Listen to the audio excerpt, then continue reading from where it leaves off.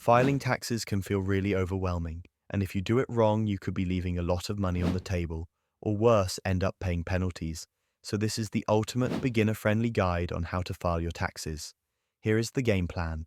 We will break down how taxes actually work, whether to file yourself or hire help, the most common tax documents you will need, a simple walkthrough of the filing process, and the top mistakes to avoid. Think of taxes like a subscription with tiers based on your income.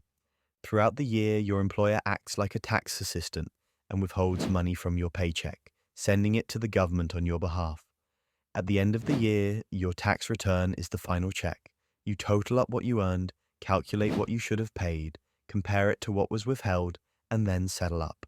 If too much was taken, you get a refund. If too little was taken, you pay the difference. Filing is simply making sure you paid the right amount for your tier. Next, should you hire an accountant or file your own taxes?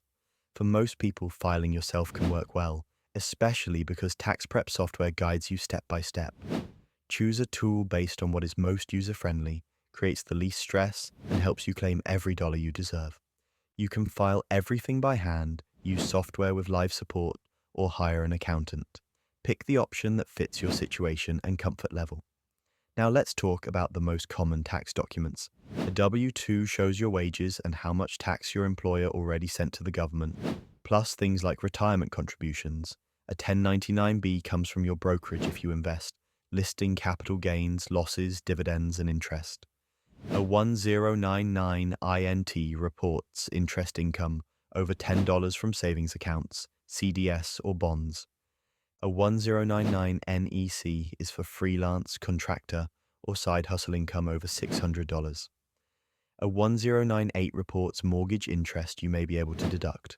A 1098E reports student loan interest, which you may be able to deduct. A 1098T shows tuition paid if you're in school, which you may be able to deduct.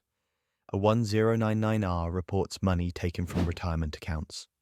Most of these arrive by the end of January, though some show up in mid to late February, and many are available online rather than by mail. About halfway through your filing prep, do a quick check-in. What is the most confusing part of taxes for you right now?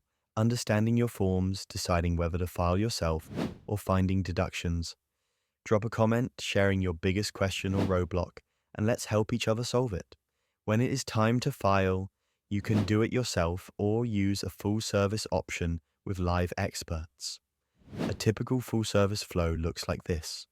Create an account, schedule a welcome call with a tax expert, and ask what documents you need.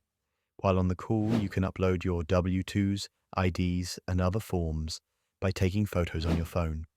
The expert reviews everything, requests any missing information, and prepares your return to help you capture all eligible credits and deductions. You review, pay, electronically sign, and the return is filed for you. Then you are notified when the IRS accepts it.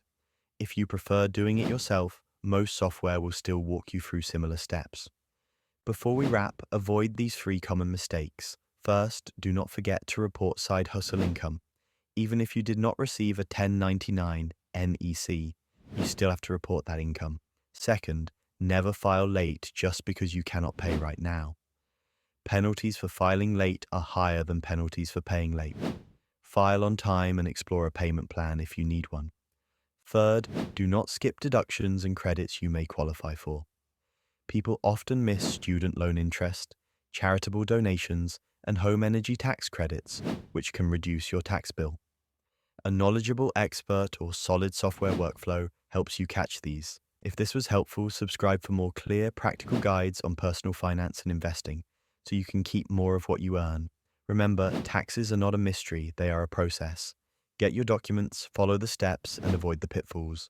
The only question left is this: what will you change this year to make your tax return work smarter for you?